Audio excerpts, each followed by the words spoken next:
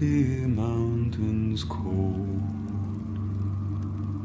to dungeons deep and caverns old, we must away ere break of day, to find our long forgotten gold. The pines were roaring on the height, the winds were moaning in the night, the fire was red, it flaming spread, the trees like torches blazed with light. There is one thing that we want to talk a little bit more about here, Michael, and that goes into the basically continues on the thread of psychic sovereignty and how to attain that. But death instinct is another factor here too. It's a psychological phenomena, I guess. Maybe you can tell us a little bit about this and what your take on this is, and how important this is in terms of understanding the situation we're in, Michael. Well, this ties back to Freud and the whole question of the ego and the repression. Freud, in his last works, decided that there was, of course, the life instinct, which is having children and feeling positive towards the world, and everything grows and everything gets created. But he noticed that there was also this counterpointing energy, which is he eventually called Thanatos, the death instinct, in which is there's also a property in matter and a property in consciousness that basically doesn't want to grow, doesn't want to live. It becomes static, it becomes morbid, and it falls back into inertia. Dust gathers on a table, rust gathers on a piece of metal. There's certain entropy. Nature is also pulling things back into the void. There's a deconstructive model. And Freud's term for this was after the Greek god Thanatos. And he also said that it happens in the mind.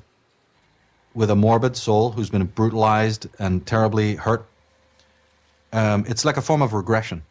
Because there's repression and then there's regression. Regression is that when life becomes so horrible for you that living in the now, living in the present becomes so bad, a safety mechanism is to return, not physically, but psychically, to a previous state of consciousness, in which you were safer. And this thing called regression accounts for an enormous amount of human behavior. Incredible to study it. And the death instinct is a much more morbid version of that, in which the person not only now regresses to a previous state, they basically stop. All forms of life force slowly fade. And then you have this, again, morbid, basically vacant, very manipulatable, vulnerable type of person walking around. And so Freud elaborated, you see, on his theories. And then his very close friend and associate, Otto Rank, who's one of the greatest psychologists who ever lived, he changed it a little bit. And this figures a lot in my work and my interpretations, is the theories of Otto Rank, in which he said that, no, the Thanatos is not so much as Freud defined it, as this mysterious, sort of almost mystical, metaphysical, inertia, or some sort of recalcitrant energy, that sort of holds the life force back or whatever. He believed that the Thanatos instinct is what you see when you look out into the world as it is. And this might not sound like a lot to people, but it's actually a tremendous discovery. He said that the Thanatos instinct is not some mysterious state which is almost imperceptible. It is actually what you see when you look at the state of inauthentic men in their lives, in their marriages, in their places of work, behind their cubicles, in this sort of Fight Club type scenario, trapped in their suits, sitting in traffic, eating the garbage food, listening to the false misleaders, living inauthentic lives. He goes, there is your Thanatos instinct. It doesn't exist anywhere else in the world. Freud theorized about it and said it existed, but he was vague about how it actually forms. Rank said, I can see it when I open my door. There it is. It's in people's faces. It's in their lives. The morbid energy is the man who is living, but who is self-murdered, self-killed.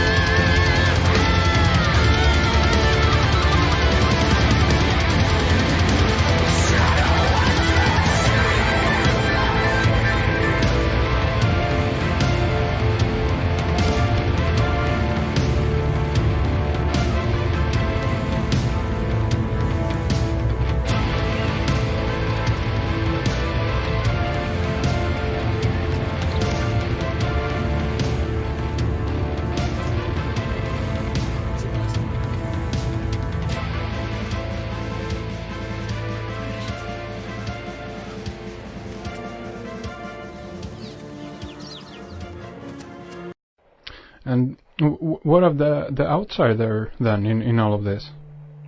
Well, the outsider is the one who obviously, his dynamic is very interesting because he doesn't have this ubiquitous extroversion.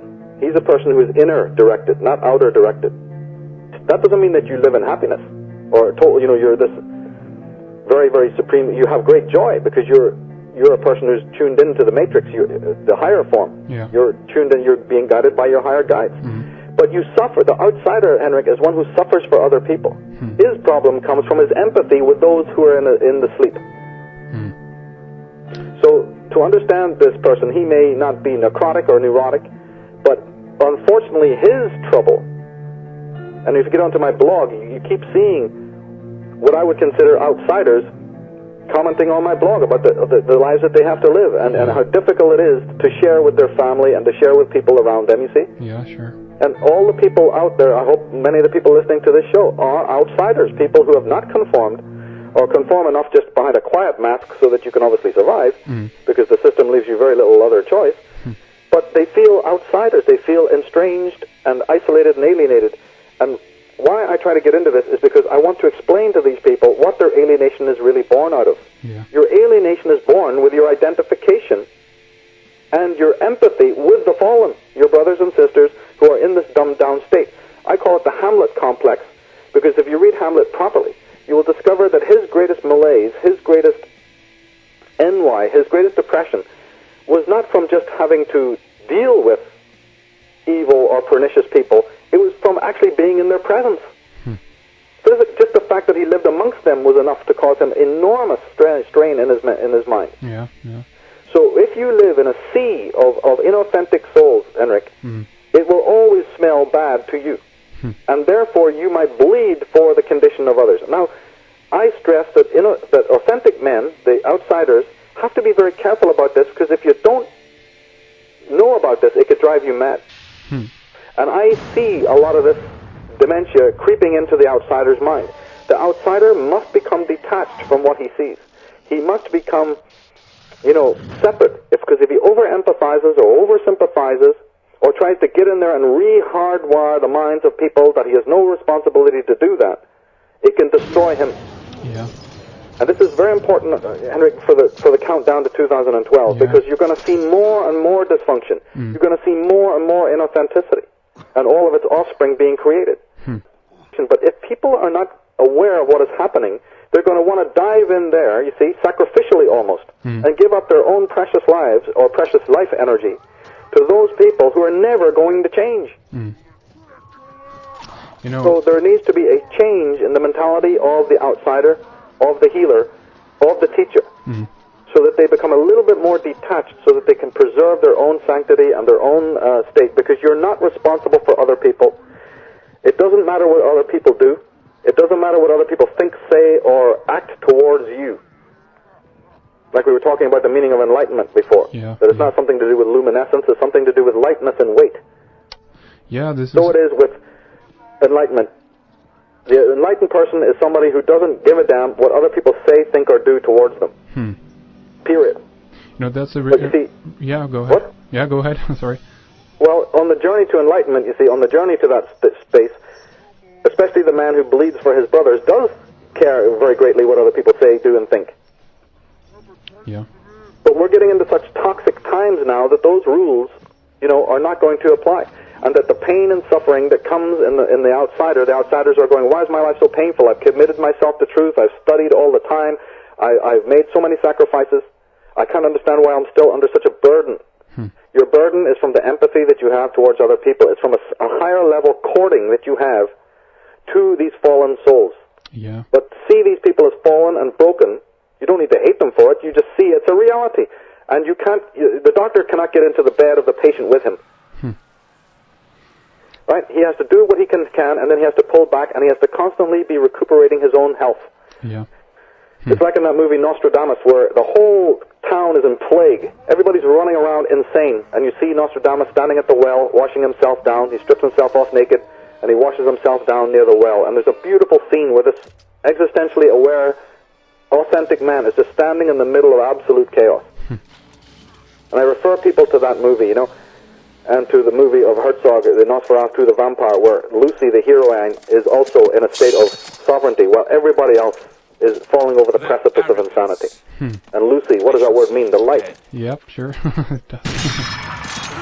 So, we talk about solutions. Jung said that, if I can quote him, he said that a great change of our psychological attitude is imminent. That is certain. We need more psychology. We need more understanding of human nature, because the only real danger that exists is man himself. He is the great danger, and we are pitifully unaware of it. We know nothing of man, far too little. His psyche should be studied, because we are the origin of all coming evil. So this is the beginning, the middle, and the end. It's the A, B, and C of it. It's the alpha and the omega. Yeah, it's the bookends of the beginning, of the work that people like myself do. I mean, I open my Atlantis book with statements like this, and I close my life's work with statements like this. It is all based on our own nature that needs to be studied.